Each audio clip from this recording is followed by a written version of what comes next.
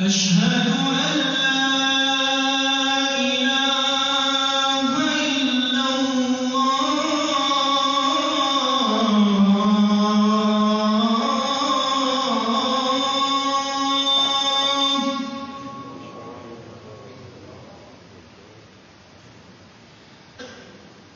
أشهد أن لا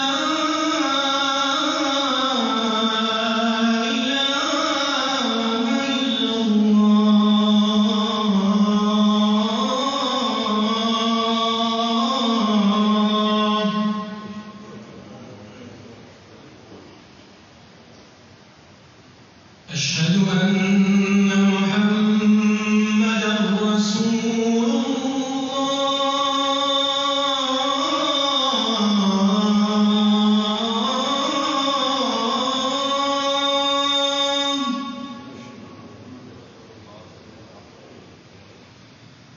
أشهد أن محمدًا رسول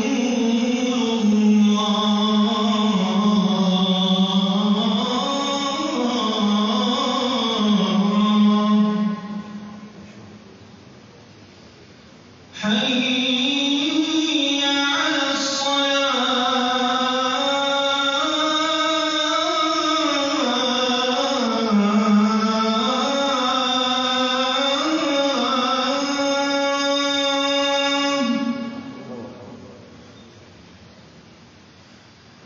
حي على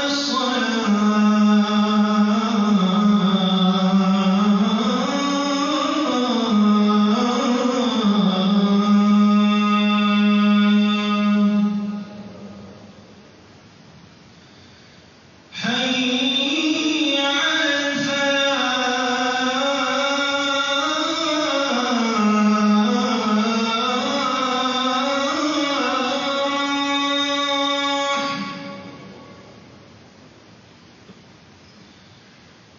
حي على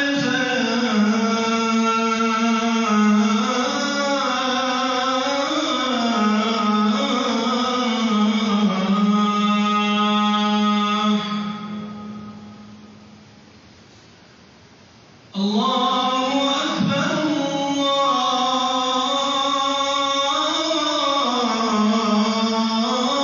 الله أكبر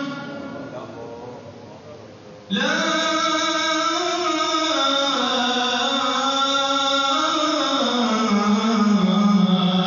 إله إلا الله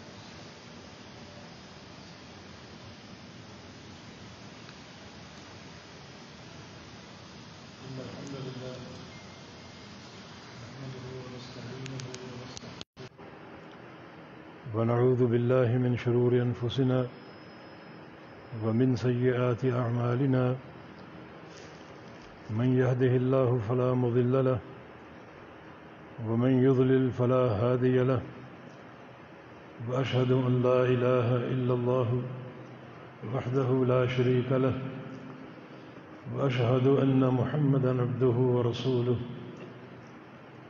يا أيها الذين آمنوا اتقوا الله حق تقاته ولا تموتن إلا وأنتم مسلمون يا أيها الناس اتقوا ربكم الذي خلقكم من نفس واحدة وخلق منها زوجها وبث منهما رجالا كثيرا ونساء واتقوا الله الذي تساءلون به والأرحام إن الله كان عليكم رقيبا يا أيها الذين آمنوا اتقوا الله وقولوا قولا سديدا يصلح لكم أعمالكم ويغفر لكم ذنوبكم ومن يطع الله ورسوله فقد فاز فوزا عظيما أما بعد فإن أصدق الكلام كلام الله وأحسن الهدي هدي محمد صلى الله تعالى عليه وسلم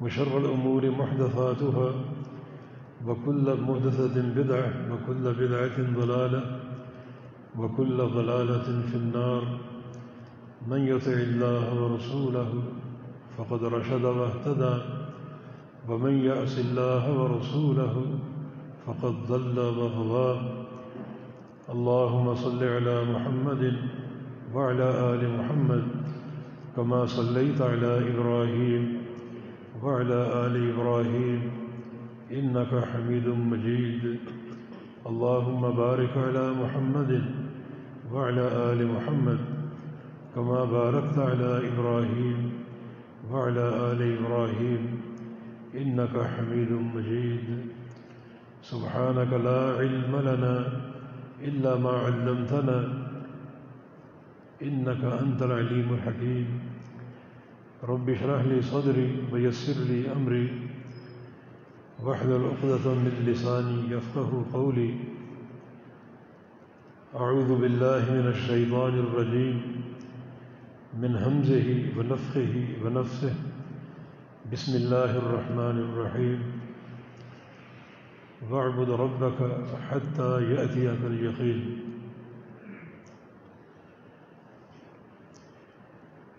ایک اصطلاح ہے دوام اطاعت کی. دوام اطاعت کا معنی اللہ تعالیٰ کی ہمیشہ عبادت کرنا. اس میں کوئی تعطل نہ آئے، کسی قسم کا ناغہ نہ ہو، سستی اور تکاسل نہ ہو.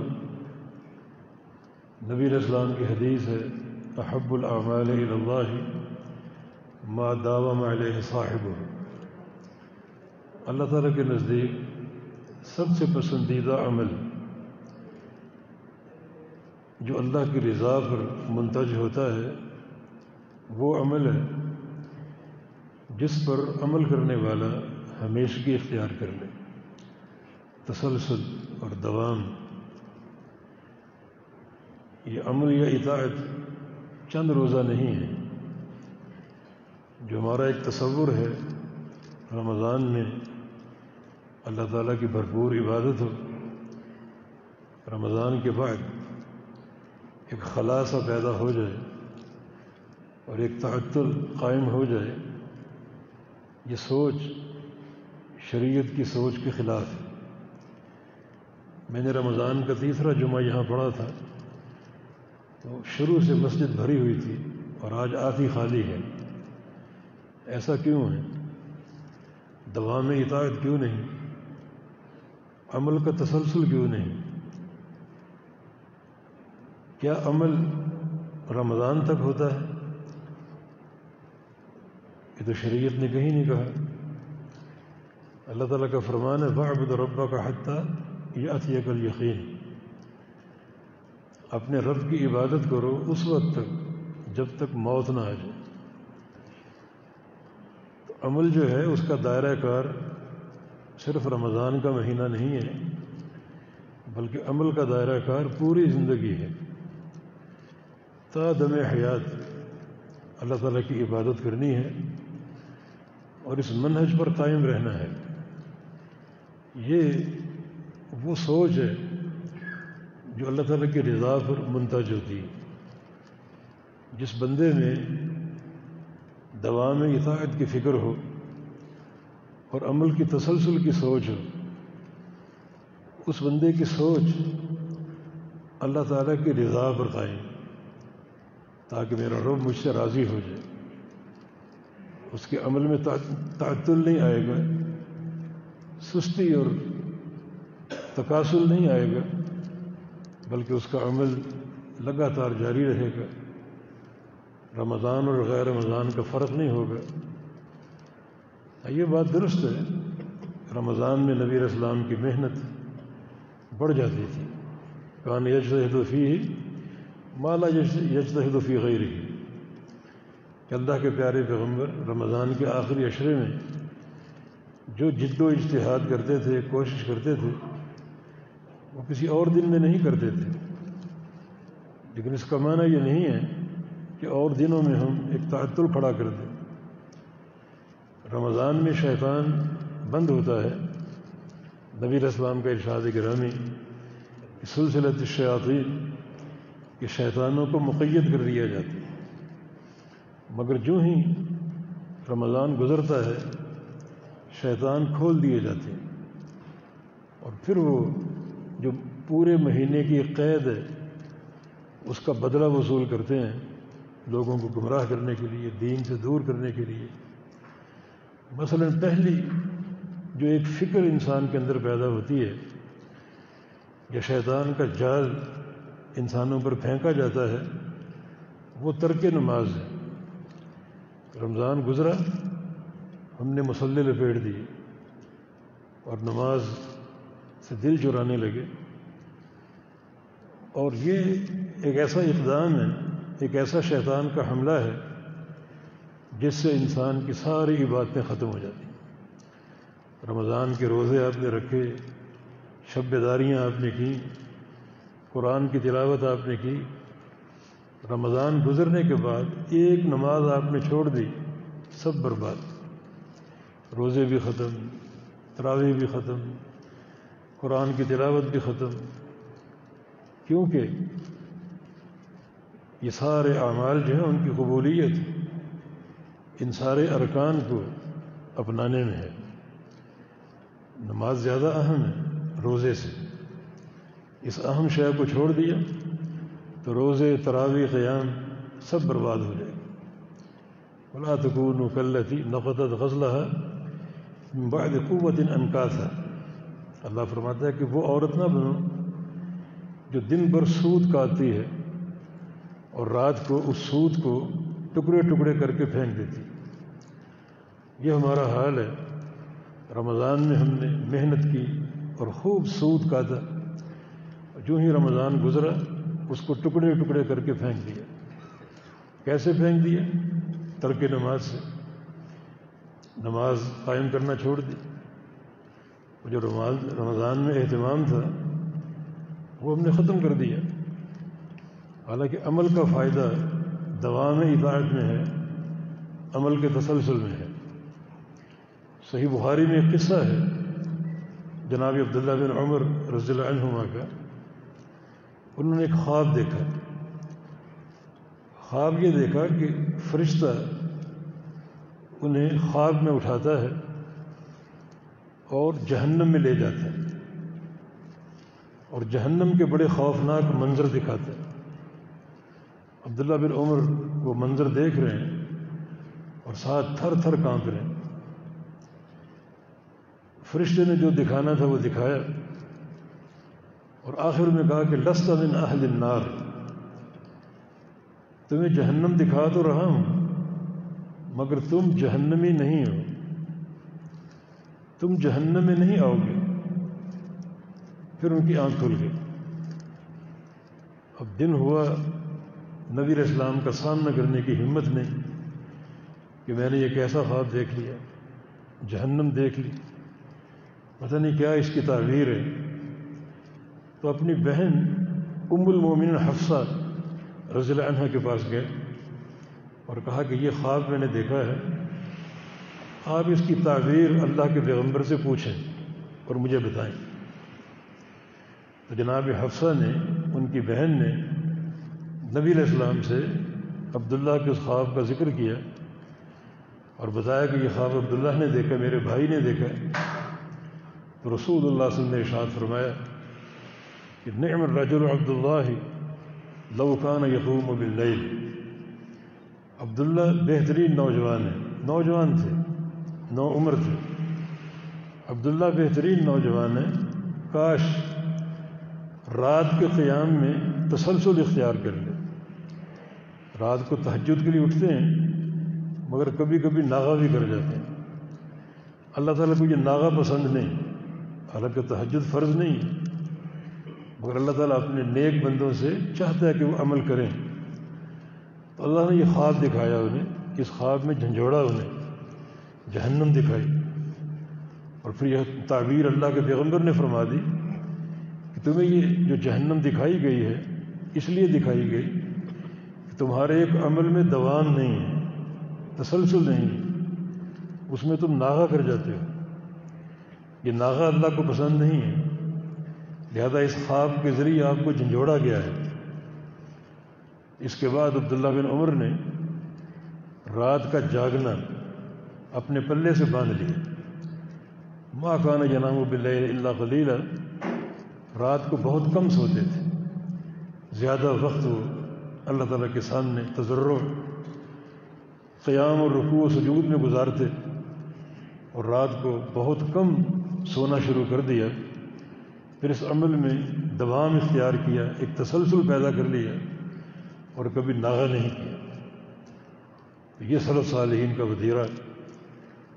ہمیں بھی چاہیے کہ ہم اسی سنت کو اپنائیں اور اپنے عمل میں دوام پیدا کریں، ہمیشہ کی تسلسل پیدا کریں۔ اللہ تعالیٰ کی جو رضا کے مواقع ہیں ان کو تلاش کریں۔ ان مواقع میں سب سے اہم موقع یہی ہے کہ ہماری اطاعت میں ہمیشگی ہو اور تسلسل ہو، ناغے کا امکان نہ ہو۔ ہاں، ناغے کا اللہ تعالیٰ نے عذر رکھے ہیں، سفر ہو، مرض ہو، وہ الگ چیز ہے، لیکن جب تک وہ عذر موجود نہیں ہے ہمیں اپنے عمل میں ایک تسلسل کا سلسلہ قائم کرنا چاہیے جو کہ اللہ تعالیٰ کی رضا کا موجب ہے، اللہ تعالیٰ کی رضا پر منتج ہے۔ اللہ تعالیٰ کی رضا کے لیے ایک عمل اور قرآن نے بیان کیا، رضی اللہ عنہم ورضوا عنہ ذالک لمن خشی ربہ، اور وہ عمل ہے اللہ تعالیٰ کی خشیت کا، اللہ تعالیٰ کے خوف کا۔ ایک انسان اگر اپنے دل کو اور اپنے ظاہر و باطن کو اللہ تعالیٰ کی خشیت سے بھر لے تو اللہ اس سے راضی ہو گئے۔ یہ عین تقویٰ ہے جو اللہ تعالیٰ کی رضا کا موجب ہے اور اس کی رضا پر منتج ہے۔ یہ رضا کی تلاش ہر بندے کو ہونی چاہیے۔ سیدہ عائشہ صدیقہ رضی اللہ عنہا فرماتی ہیں، افتقدت رسول اللہ صلی اللہ علیہ وسلم ذات لیلہ، ایک رات میں نے پیغمبر علیہ السلام کو بستر سے گم پایا، مجھے تشویش ہوئی کہ میرے نبی کہاں چلے گئے، تو رات کے اندھیرے میں اٹھی آپ کو تلاش کرنے کے لیے۔ چھوٹا سا کمرہ تھا، تاریکی اور اندھیرا بھرا ہوا تھا، تو اپنے ہاتھوں سے ٹٹولتی ہوئی آگے بڑھ رہی۔ اچانک میرا ہاتھ ایک چیز سے ٹکرایا اور وہ تھی نبی علیہ السلام کی ایڑیاں پھڑی ہوئی تھیں، مانا اللہ کے پیغمبر سجدے میں گرے ہوئے تھے، بستر چھوڑ کر، رات کی نیند چھوڑ کر آپ سجدے میں گرے ہوئے تھے، اور نبی علیہ السلام کی زبان مبارک میں کچھ الفاظ تھے۔ عائشہ صدیقہ فرماتی ہیں کہ میں نے اپنے کان قریب کیے تو اللہ کے پیارے پیغمبر کی زبان پر یہ الفاظ تھے، اللہم انی اعوذ برضاک من سخطک وبمعافاتک من عقوبتک، اے اللہ میں تجھے تیری رضا کا واسطہ دیتا ہوں، راضی ہونا تیری صفت ہے، تجھے تیری صفت کا واسطہ دیتا ہوں، صفت رضا کا واسطہ دیتا ہوں کہ مجھ سے ناراض نہ ہونا، میں تیری ناراضگی برداشت نہیں کر سکتا، وبمعافاتک من عقوبتک، اور تجھے تیری جو صفت ہے معاف کرنے کی اس کا واسطہ دیتا ہوں، مجھے کبھی عذاب نہ دینا، سزا نہ دینا، تیری سزا کو، تیرے عذاب کو میں برداشت نہیں کر سکتا۔ یہ امام الانبیاء کی دعا ہے، اللہ تعالیٰ کی رضا کا سوال ہے، اس کے غضب سے، اس کی ناراضگی سے، اس کے عذاب سے پناہ طلب کی جا رہی۔ حالانکہ سردار کائنات ہے، اللہ تعالیٰ کی رضا کے قدم قدم پر وعدے ہیں، جنت کے قدم قدم پر وعدے ہیں، لیکن پھر بھی یہ طلب کتنے الحاح کے ساتھ ہے کہ تجھے تیری رضا کا واسطہ مجھ سے ناراض نہ ہونا، اور تیری معاف کرنے کی صفت کا واسطہ کہ مجھے اپنی سزا نہ دینا، عذاب نہ دینا، کہ اللہ تعالیٰ کی رضا کی طلب ہونی چاہیے۔ تو ذالک لمن خشی ربہ، یہ رضا کن کو ملے گی؟ جو اپنے رب سے ڈر جائیں، جن کے دلوں میں خشیت ہے۔ ظاہر و باطن ان کا خشیت سے معمور ہو، خشیت سے لبریز ہو۔ ایک بندے کے دل میں اگر حقیقی خشیت اللہ تعالیٰ دیکھ لے، اللہ فوراً راضی ہو جاتا ہے۔ خشیت کا ادنا سا ایک مفہوم یہ ہے کہ کوئی گناہ سامنے آئے تو اللہ کی یاد آ جائے۔ یہ خشیت کی ایک پہلی تعبیر آپ سمجھ لیجیے۔ کوئی گناہ سامنے آئے، اس گناہ کی دعوت آپ کو مل رہی ہو، اور اللہ تعالیٰ کے خوف کا ایسا عالم ہو، اس کی خشیت کا ایسا عالم ہو کہ وہ خشیت اس گناہ کے سامنے دیوار بن جائے، جس دیوار کو عبور کرنا ممکن نہ ہو، اس دیوار کو عبور کر کے گناہ تک پہنچنا ممکن نہ ہو۔ بالکل یوسف علیہ السلام کے اسوہ کی طرح، جنہیں عزیز مصر کی بیوی نے گناہ کی دعوت دی تو فرمایا کہ معاذ اللہ، اللہ کی پناہ۔ یہ ہے خشیت۔ نبی علیہ السلام کی حدیث ہے، سبعۃ یظلھم اللہ فی ظلہ یوم لا ظل الا ظلہ۔ اللہ تعالیٰ 7 قسم کے انسانوں کو قیامت کے دن اپنے عرش کا سایہ عطا فرمائے گا، جس دن اللہ کے سائے کے علاوہ کوئی سایہ نہ ہوگا۔ ان میں سے ایک شخص وہ ہے، رجل دعته امرأة ذات منصب وجمال فقال انی اخاف اللہ۔ جس شخص کو کوئی خوبصورت عورت دعوت گناہ دے اور وہ کہہ دے مجھے اللہ کا ڈر ہے اور اللہ کا خوف ہے، یہ خوف سامنے آ جائے، یہ خشیت اللہ تعالیٰ کی جو اللہ کی رضا کا موجب ہے۔ یوسف علیہ السلام نے اس گناہ کو ٹھکرایا، وہاں سے بھاگے، پورا قصہ قرآن نے بیان کیا۔ اللہ تعالیٰ کی رضا کے نشانات کیا ہیں آپ کے لیے؟ 2 نشان دنیا میں، اور باقی آخرت کا معاملہ اللہ جانتا ہے۔ یوسف علیہ السلام نے جب اس امتحان میں پوری طرح جب سرخرو ہوئے تو اللہ رب العزت نے ان کا معاملہ آسانی پر اور کامیابی پر قائم فرما دیا۔ حالانکہ ظاہر میں کوئی صورت نہیں تھی، ظاہر ان کا کیا تھا؟ کنویں میں ڈالے گئے، کنویں سے نکالے گئے، کوڑیوں کے مول بیچے گئے، غلامی پہ مجبور ہونا پڑا، عزیز مصر کی بیوی کے قصے پر کئی سال جیل میں گزارنے پڑے۔ یہ ان کا ظاہر ہے۔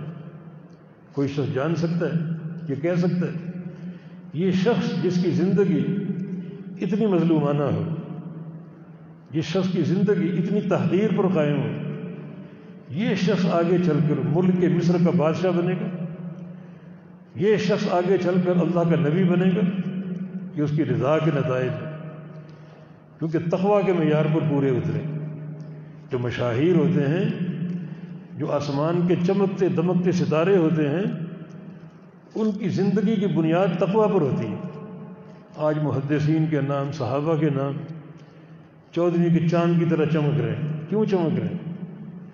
جبکہ اس دور کے بہت سے نام مٹ چکے ہیں، زمانہ فراموش کر چکا ہے، مگر بہت سے نام باقی ہیں، قائم ہیں، اسی اساس تقویٰ کی بنا پر۔ یوسف علیہ السلام نے اس تقویٰ کا مظاہرہ کیا، اللہ نے آزمایا، سرخرو ہوئے، اللہ تعالیٰ نے پھر ان کی جو ایک نہج تھی اس کو تبدیل کر دی۔ نہج کیا چلی آ رہی؟ نہج غلامی پر چلی آ رہی، جیل کی قید ہے، کنویں کی تنہائیاں اور گہرائیاں، اور اللہ رب العزت نے ان کے اس منہج تقویٰ پر اندر ہی اندر ان کے لیے اصلاح کا پروگرام بنا دیا۔ اب ظاہر کچھ اور ہے، باطن کچھ اور ہے۔ ظاہر کیا ہے؟ جیل ہے، قید ہے، کنواں ہے، غلامی ہے، کوڑیوں کے مول ان کی ایک قیمت لگی، یہ ان کا ظاہر ہے۔ لیکن اندر ہی اندر کیا ہو رہا تھا؟ کیا چل رہا تھا؟ اللہ کیا چلا رہا تھا؟ اندر ہی اندر ان کی کامیابی کی، ملک مصر کی بادشاہت کی، اور سر پہ نبوت کا تاج سجانے کے پروگرام بن رہے، اور سب کچھ ہوا، سب کچھ ہوا۔ یوسف علیہ السلام نے اس موقع پر فرمایا تھا کہ ان ربی لطیف لما یشاء، میرا رب لطیف ہے۔ لطیف کا معنی یہ ہے، اللہ تعالیٰ کی صفت ہے لطیف، اس کا نام ہے لطیف، جس کا معنی یہ ہے کہ ایک شخص کے لیے بظاہر حالات کچھ اور ہوتے ہیں، مگر اس میں اگر تقویٰ ہو، نیکی ہو، صالحیت ہو، تو اندرون خانہ اس کی تقدیر کچھ اور ہوتی ہے. دنیا سمجھتی ہے یہ ناکام ترین شخص ہے، مگر حقیقت یہ ہوتی ہے کہ وہ کامیاب ترین ہوتا ہے اپنے تقوی کی بنا پر، اس خشیت کی بنا پر. تو اگر یہ خشیت ہوگی، اس کا عملی مظاہرہ ہوگا، تو یقیناً یہ بھی اللہ کی رضا پر منتج ہوگا اور اللہ کی رضا پر قائم ہوگا. یہ خشیت جو ہے اللہ کی رضا کا موجب بنتا ہے.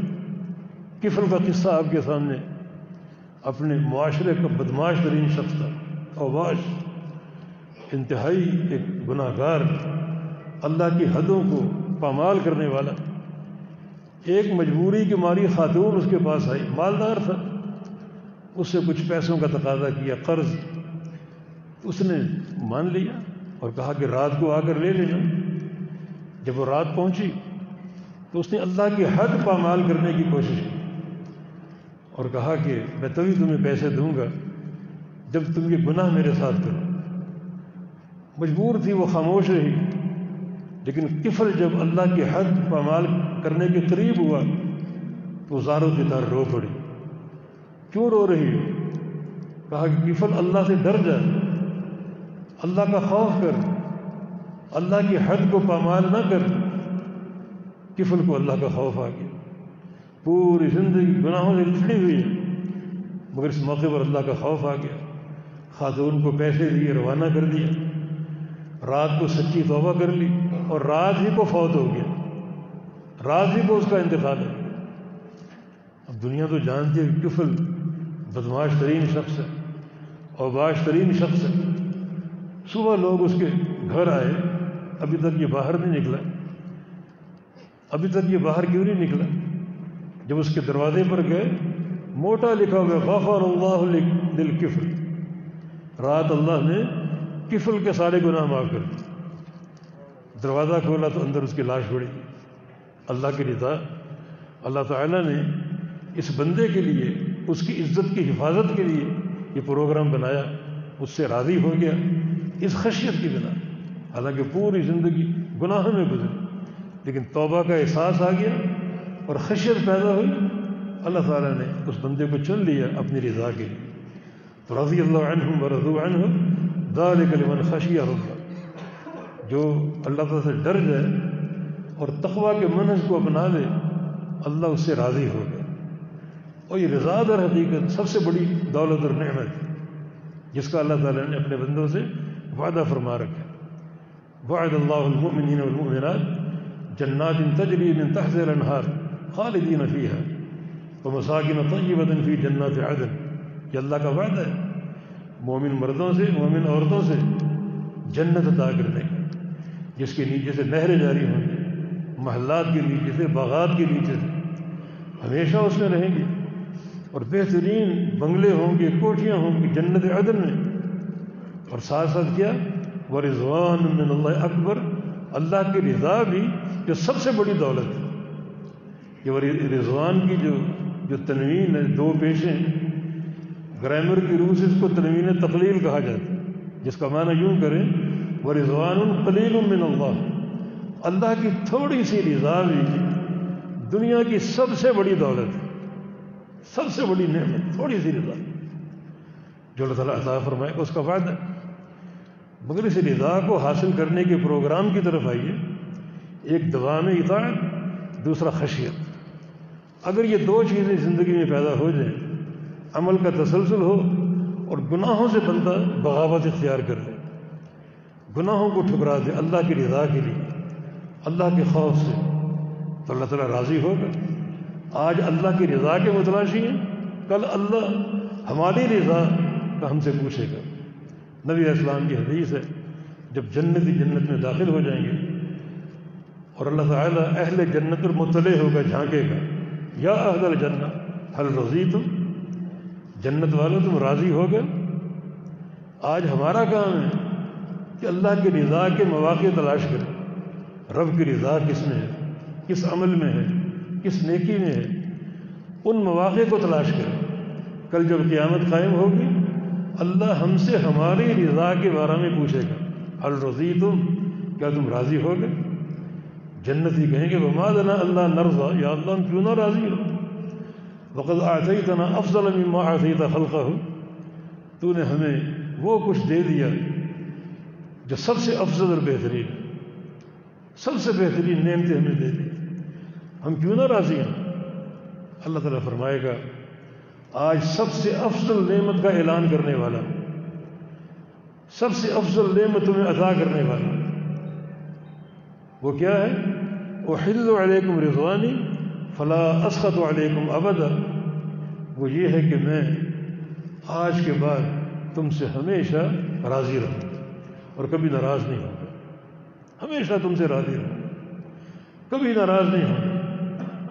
اور اسی ایک اور موقع پر اللہ تعالیٰ یہی بات پوچھے گا جنت والوں سے، کیا تم راضی ہو گئے؟ جنتی کہیں گے الم تدخل الجنہ وتبیض وجوہنا، یا اللہ تو نے ہمیں جنت دے دی، ہمارے چہرے روشن کر دیے، کیوں نہ راضی ہو؟ اللہ فرمائے گا ازیدکم، کچھ اور دوں تمہیں، کچھ اور چاہیے تمہیں، کوئی کمی نظر آ رہی؟ جنتی کہیں گے کوئی کمی نہیں، ہر نعمت میسر ہے۔ تو اللہ تعالیٰ پھر اچانک کیا کرے گا؟ یکشف الحجاب، اپنے چہرے کا پردہ ہٹا دے گا۔ رسول اللہ صلی اللہ علیہ وسلم نے فرمایا کہ اپنے رب کو تم دیکھو گے جیسے چودھویں کے چاند کو دیکھتے ہیں، یعنی کوئی بیچ میں پردہ نہیں، گرد و غبار نہیں، کوئی تکلیف نہیں، کوئی بھیڑ بھاڑ نہیں، اپنے رب کو دیکھو، علی الارائک ینظرون، اپنے تختوں پر ٹیک لگا کر اللہ کو دیکھیں، اللہ کا دیدار کریں گے، اس کے چہرے کی زیارت کریں گے۔ یہ دونوں باتیں اس کی رضا کے ساتھ ہیں۔ یہ حدیث جس میں ایک ہی طرح کا قصہ ہے، اللہ تعالیٰ ایک موقع پر اپنی رضا کا اعلان کرے گا، دوسرے موقع پر اپنے چہرے کا دیدار عطا فرما دے گا۔ یہ اس کی رضا حاصل کرنے کے جو طرق ہیں انہیں اختیار کرنا ضروری، انہیں اپنانا ضروری، تاکہ وہ کام ہم اپنے عمل میں لا کر اس کی رضا کے مستحق ہو سکیں۔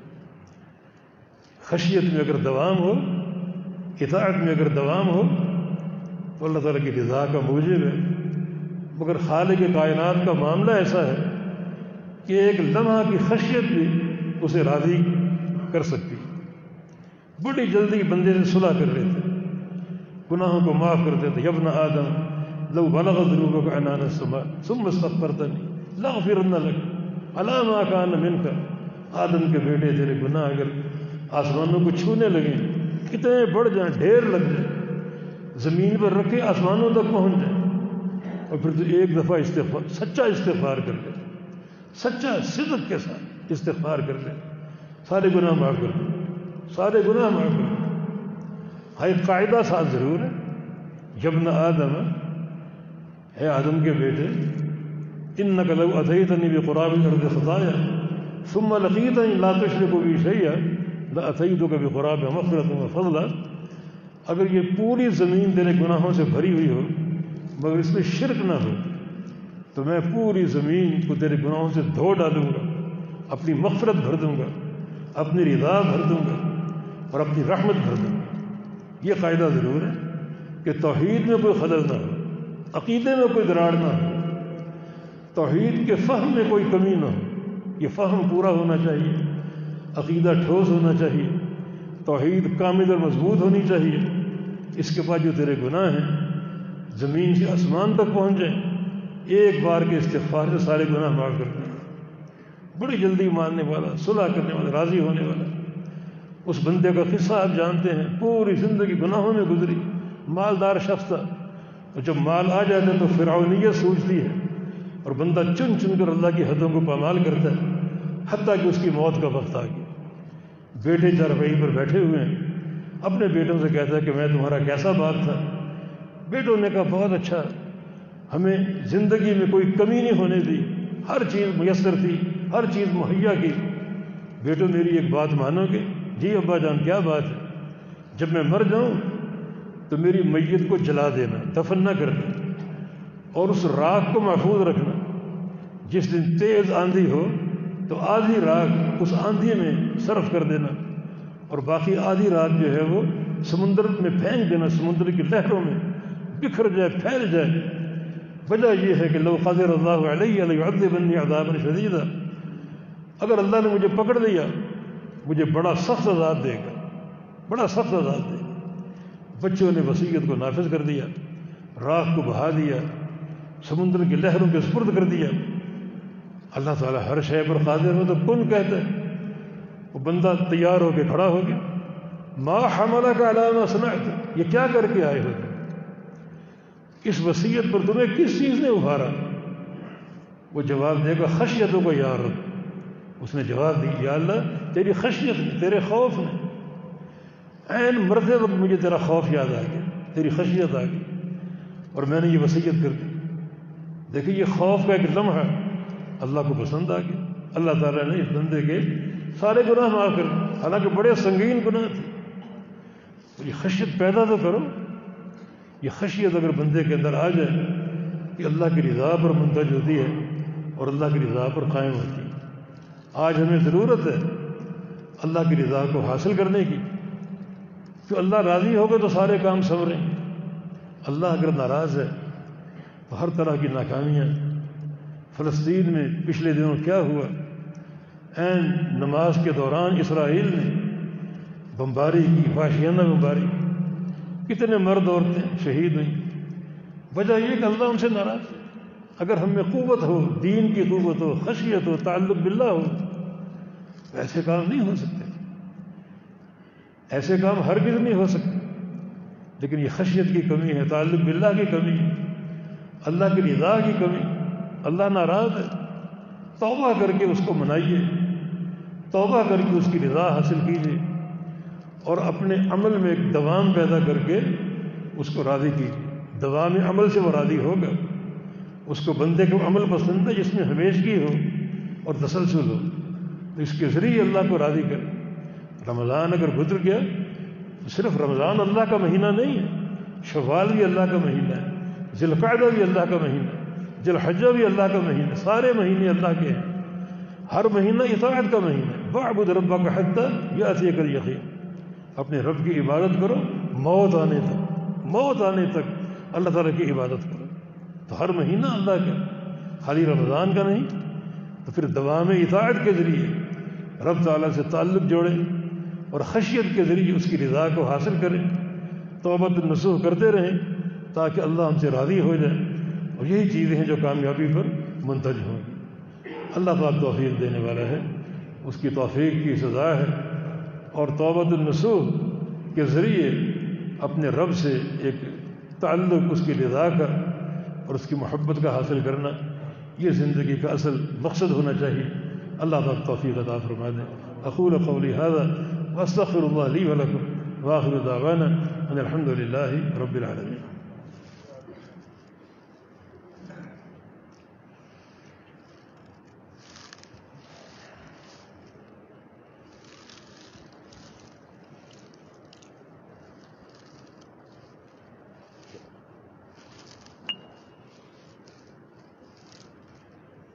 الحمد للہ والصلاة والسلام علی رسول اللہ وبعد. اسی عمل کے تسلسل کی روشنی میں ایک حدیث آپ کے سامنے رکھنی ہے جس کا تعلق شوال کے مہینے سے ہے.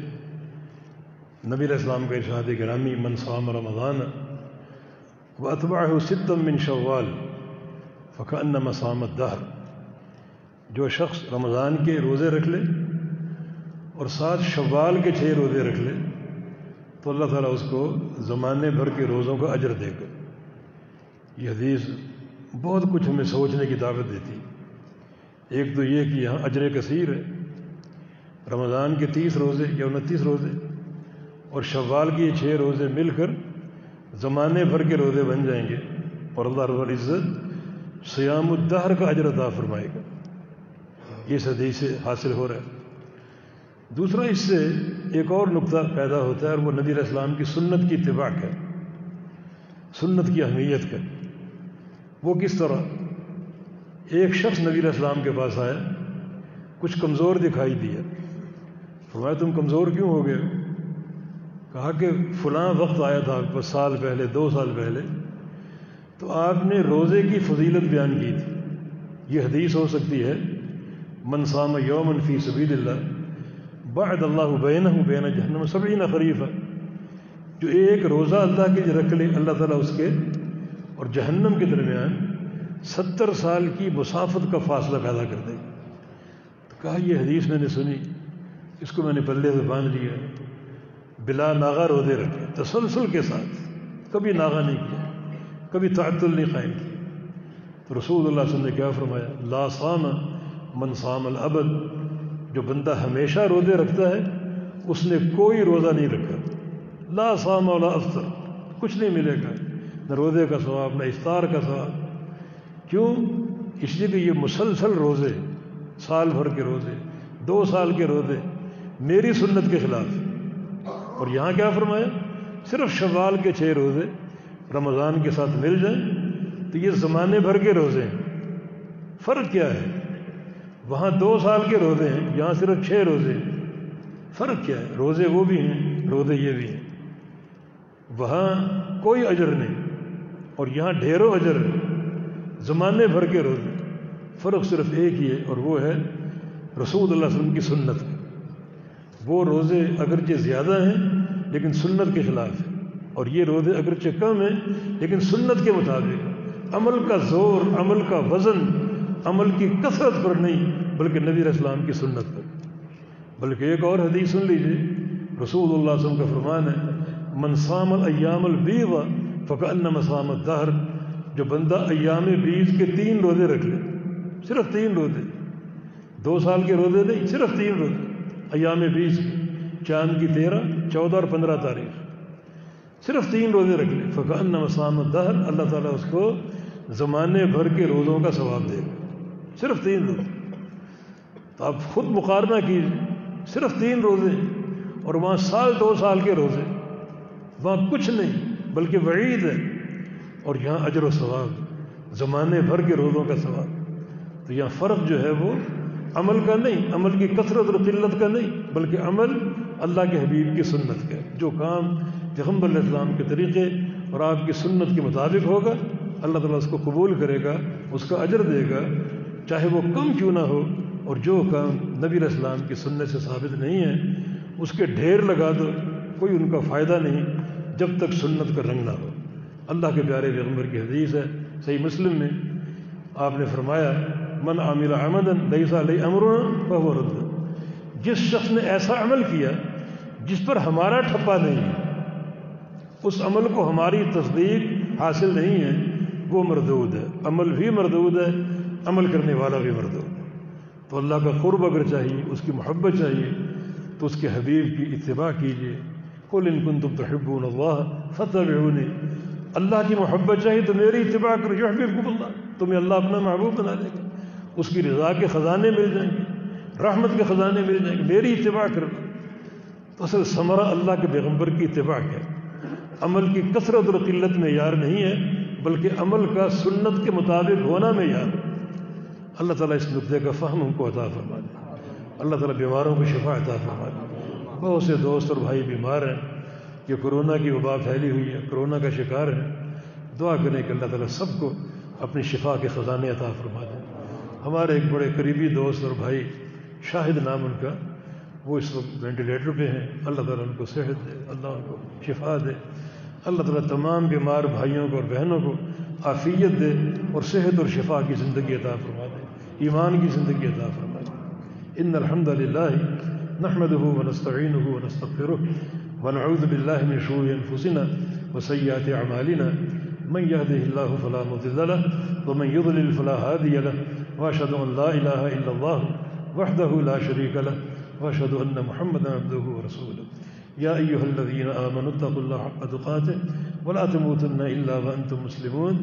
يا أيها الناس اتقوا ربكم الذي خلقكم من نفس واحدة وخلق منها زوجها وبث منهما رجالا كثيرا ونساء، واتقوا الله الذي تساءلون به والأرحام إن الله كان عليكم رقيبا۔ يا أيها الذين آمنوا اتقوا الله وقولوا قولا سديدا يصلح لكم أعمالكم ويغفر لكم ذنوبكم، ومن يطع الله ورسوله فقد فاز فوزا عظيما۔ إن الله وملائكته يصلون على النبي يا أيها الذين آمنوا صلوا عليه وسلموا تسليما۔ اللهم صل على محمد وعلى آل محمد كما صليت على إبراهيم وعلى آل إبراهيم إنك حميد مجيد. اللهم بارك على محمد وعلى آل محمد كما باركت على إبراهيم وعلى آل إبراهيم إنك حميد مجيد. اللهم انصر الإسلام والمسلمين. اللهم انصر من نصر دين محمد صلى الله عليه وسلم واجعلنا منهم، واخذل من خذل دين محمد صلى الله عليه وسلم ولا تجعلنا منهم. اللهم انصر إخواننا في فلسطين. اللهم انصر إخواننا في غزة. اللهم انصر إخواننا في فلسطين. اللهم أهلك اليهود والنصارى.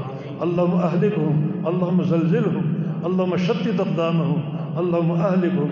اللهم خذهم أخذ عزيز مقتدر. رب اغفر وارحم وأنت خير الراحمين. أذهب الباس رب الناس واشف أنت الشافي لا شفاء إلا شفاؤك شفاء لا يغادر سقما. اللهم اشف مرضانا ومرضى المسلمين يا شافي الأمراض. اشف مرضانا ومرضى المسلمين. اللهم ارفع عنا هذا الوباء. اللهم ارفع عنا وباء كورونا. اللهم ارفع عنا وباء كورونا وعن سائر بلاد المسلمين.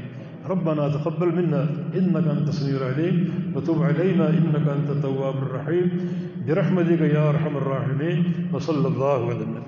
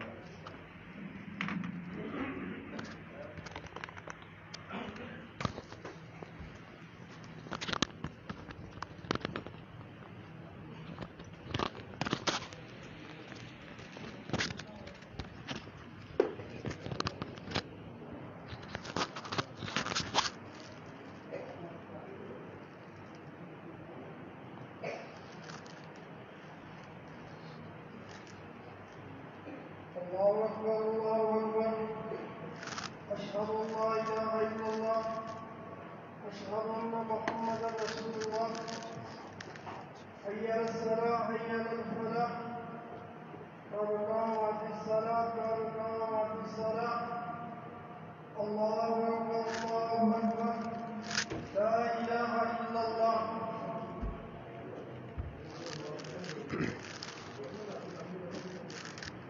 استووا اقیموا صفوفکم وتراصوا. ساتھ مل جائیں، اپنے پاؤں سیدھے قبلے کی طرف کر لیں.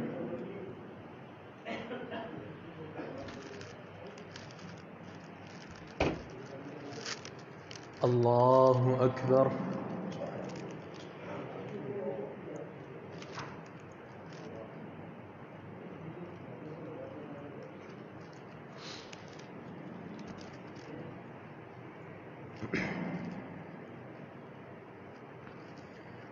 بسم الله الرحمن الرحيم. الحمد لله رب العالمين الرحمن الرحيم مالك يوم الدين. إياك نعبد وإياك نستعين. اهدنا الصراط المستقيم صراط الذين أنعمت عليهم غير المغضوب عليهم ولا الضالين.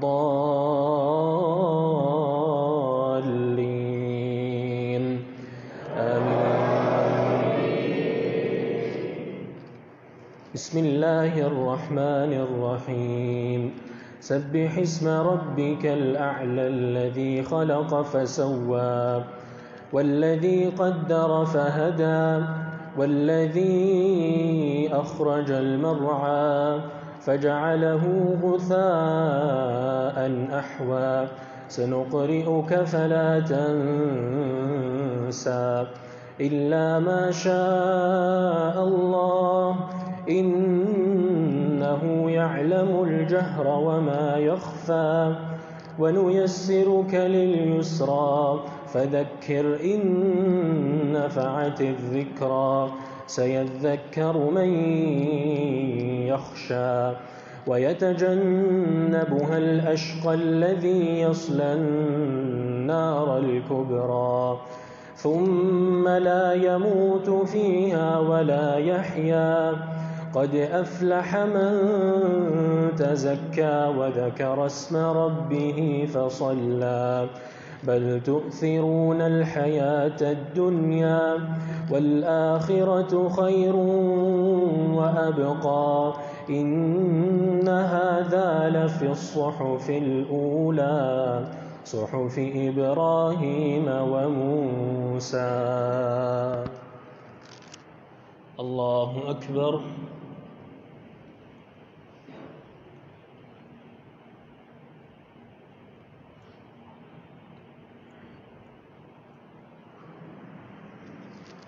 سمع الله لمن حمده.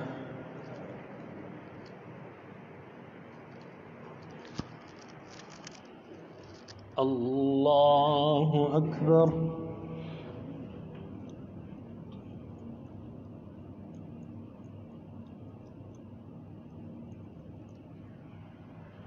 الله أكبر.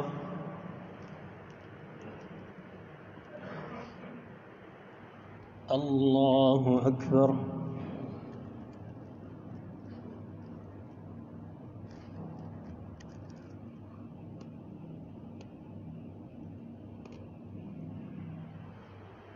الله أكبر.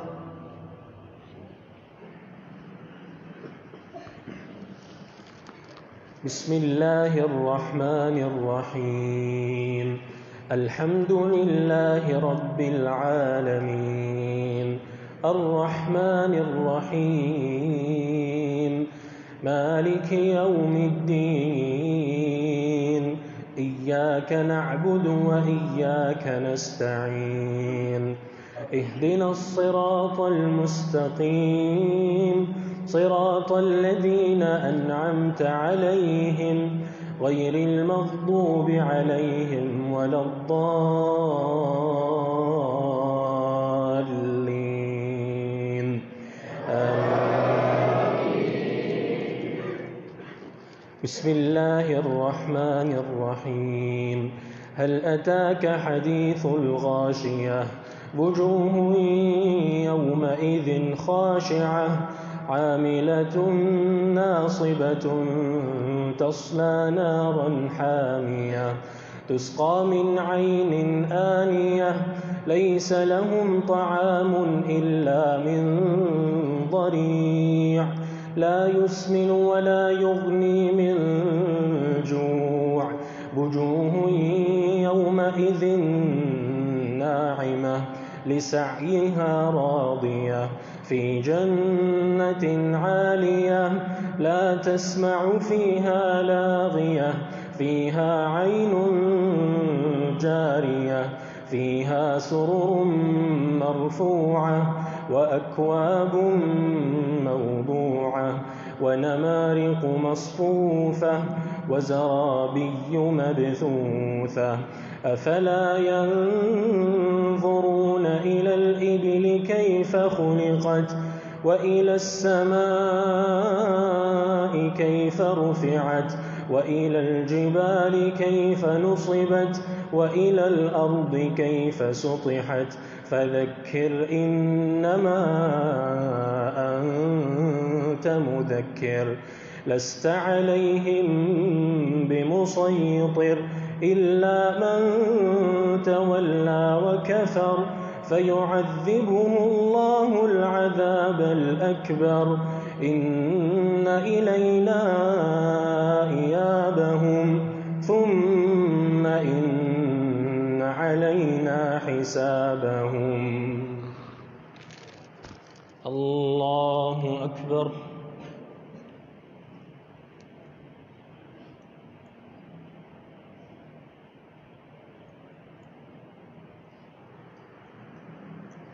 سمع الله لمن حمده.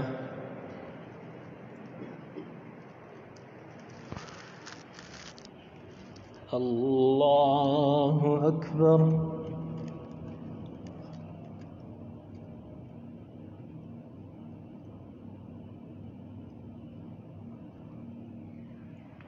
الله أكبر.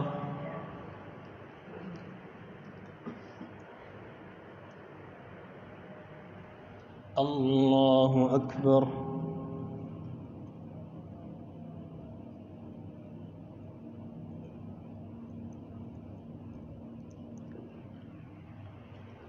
الله أكبر.